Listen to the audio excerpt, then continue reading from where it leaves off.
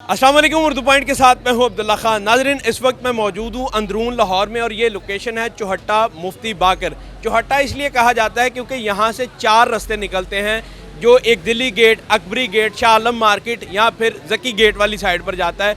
2 minute की walking distance पर आप पूरे अंदरून लाहौर में चले जाते हैं। यहाँ सन 80 से लेके 2000 तक लोगों ने गैंग वॉर के अंदर बहुत ज़्यादा बर्दाश्त किया है। लोग डरे रहते थे यहाँ के किसी को भी अंधाधुंध जो गोली है वो लग सकती थी। अभी एक दिन पहले बहुत बड़े गैंग का, या यूँ कह लें बहुत बड़े आदमी टीपू ट्रक्का वाले के बेटे अमीर बलाज का कत्ल हुआ है। इसके बाद फिर लोग दोबारा उस परेशानी में चले गए कि कहीं दोबारा से वो गैंग वॉर ना शुरू हो जाए। यहाँ से लोगों के ओपिनियन जानते हैं कि वो पुरसकून ज़िंदगी गुजार रहे हैं या परेशान थे, उन्होंने अपनी ज़िंदगी में क्या देखा जो यहाँ पर मुकामी थे। आएँ उन्हीं से बात करते हैं। मुझे अब ये बताएं कि आप यहाँ पिछले 62-63 साल से हैं। यहाँ जब गैंग वॉर अपने रूज पर थी और अंधाधुंध फायरिंग हो जाती थी, वो क्या हालात थे? और अभी दोबारा लोगों को डर है कि वो हालात ना रिपीट हो जाएं क्योंकि कल का एक कत्ल हुआ है। पहले तो आमने सामने फायरिंग होती थी, एक दूसरे जो गैंग होते थे वो आमने सामने फायरिंग करते थे। मैंने अपनी आंखों से देखा हुआ है। अच्छा। हाँ, ये इधर छोटे में और ये कोतवाली 2-3 ग्रुप थे, वो आपस में आमने सामने फायरिंग करते थे। तो शहरियों का क्या उस टाइम से भाग जाते थे, इधर उधर हो जाते थे। हमारे जैसे भी भाग घर में कुछ छुप जाते थे। आके कहीं हमें ना चोट लग जाए, हमें कुछ गोली ना लग जाए। तो जो जाहिर है गोली ने कहीं तो लगना है, तो कहाँ लगती थी गोलियाँ फिर? आम तो दुकानों के शटरों पे और घरों की दीवारों पे, ऐसे इन्हीं जगहों पे गोलियां लगती थी। और लोग परेशान होते थे कि ये मोहल्ले में क्या हो रहा है। और तारें तारें तो अक्सर टूट जाती हैं ना।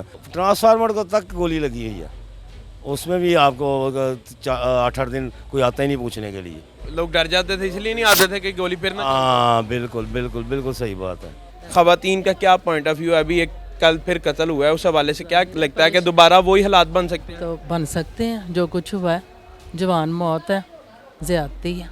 अच्छा, यानी बदले की आड़ में कोई फिर हो सकता है, क्योंकि शुरू से उनका ऐसे मामला चल रहा है। अच्छा। उनके दादा परदादा आगे से सारा कुछ ऐसा ही मामला चल रहा है, तो उन्होंने तो ख़त्म कर दिया था, फिर ऐसा हो गया तो क्या कह सकते हैं? कोई प्रूफ तो नहीं है ना कि ऐसा नहीं होगा। तो मुझे बताएं, ख़वातीन बच्चों का यहाँ गुजरना रहना वो कितना मुश्किल था? परेशान है, कल से परेशान है। बच्चों को नहीं निकाल रहे घर से। अच्छा। कि बच्चों को खुद छोड़ के आए, बच्चों को खुद लेके आए, क्योंकि माहौल ही इस तरह का बन गया। तो अभी गवर्नमेंट को क्या करना चाहिए? गवर्नमेंट को करना चाहिए, जो भी है, जो कसूरवार है उसको पकड़े। बेटा ये जो ना शुरू से मेरा ख्याल है, मेरी 70 साल की उम्र पे मैं यही कुछ देखता हूँ।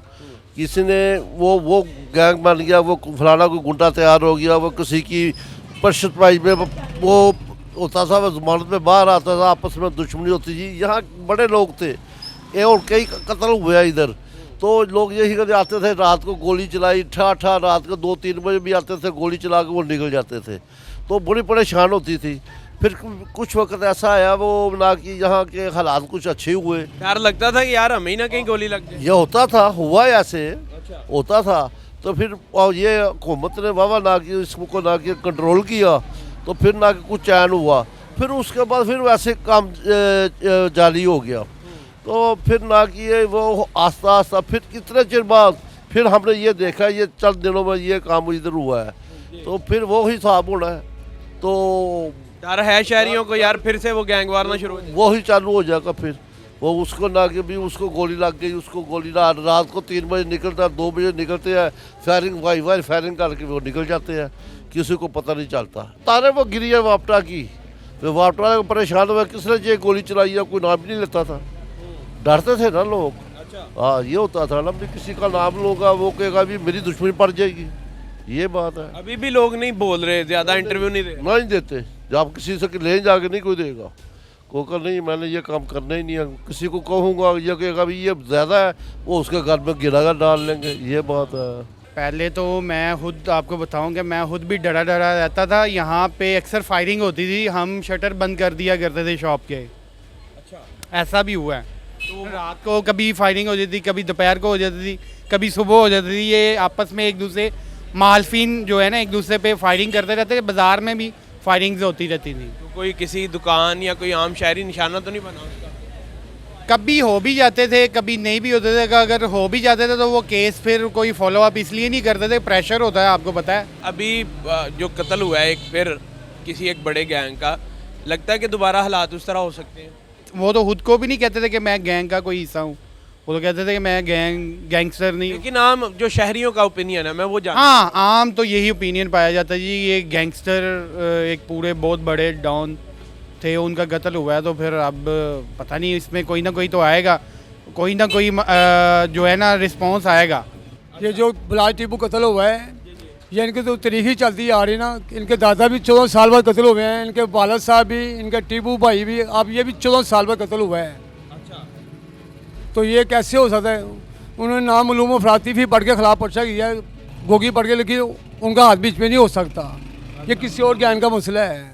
किसी और गैंग का इनके साथ क्या मसला होता है? ये तो हमें नहीं ना पता, क्योंकि जब उनको शूट किया है उन्होंने, तो वो देखे कि जिसे शूट किया उसको भी सिर्फ उसी वजह से उनको मार दिया है। हाँ जी। हालांकि उसकी हर चीज़ फारिग थी, उसको पकड़ भी सकते थे उसको, लेकिन नहीं, उन्होंने पकड़ा, उसे ख़त्म कर दिया। ये मिली भगत बीच में सी है किसी की। तो लगता है कि अमन आ सकता है? नहीं, इधर हमारा बहुत मुश्किल है भाई जनाब। जवाबी कार्रवाई होगी, इंशाल्लाह बदला लेंगे लोग। देखें क्या करते हैं बाबू। कत्ल के बाद जो है ना वही वाली रूटीन जो है, वही सिचुएशन पहले वाली जो है ना वो स्टार्ट हो गई है कि लोगों में वही डर और खौफ का जो है वो आ गया कि जी ये पहले वाला जो पुराना जो अंदरून लाहौर था ये उसकी तरफ ही लोग जाते जा रहे हैं। हालांकि लोग मैच्योर हो गए थे, अब पढ़े लिखे लोग आ गए थे, जो ये गंदबंद था सारा कुछ, जो बताहोरी वगैरह ये वो इस तरह के मामला सारे ख़त्म हो गए थे। लेकिन अब फिर दोबारा से वही सीन जो है वो स्टार्ट होना शुरू हो गया। खैर ऐसा हमारे एरिए में तो फ़िलहाल सुकून है, लेकिन ये बलाज के बाद जो है ना ये केस, ये अब ज़रा मामला जो है वो ज़्यादा ख़राब हो जाएगा। उम्मीद तो यही है। हाँ, क्या करना चाहिए सिक्योरिटी फोर्सेज को? सिक्योरिटी फोर्सेस को तो यही चाहिए ना कि भी आप जो है वो इन चीज़ों को तो बाहर निकाल देना चाहिए उनको, इस तरह के गैंगस्टर्स वगैरह को इनको बाहर निकालना चाहिए, इनके खिलाफ कोई एक्शन होने चाहिए ना। ये तो नहीं है ना कि जो भी मुंह उठा के एक दूसरे को जो है वो कत्लो गारत दुश्मनी की तरफ चले जाते हैं, उसमें जो दूसरी आवाम है उनका बहुत नुकसान होता है ना। राहगीरों को कईयों को लग जाती है, कईयों को, हमने इस तरह के वाक़यात यहाँ पे देखे हैं कि जी राहगीर ज़ख्मी हो गया ज़्यादा, जिस बंदे को मारने हैं वो बच गया, दूसरे मर गए। इस तरह के हादसा बहुत ज़्यादा होते रहे। खैर अब तो कंट्रोल है, लेकिन फिर भी हुकूमत को चाहिए कि इसके ऊपर जो है ना ज़रा गौर करे।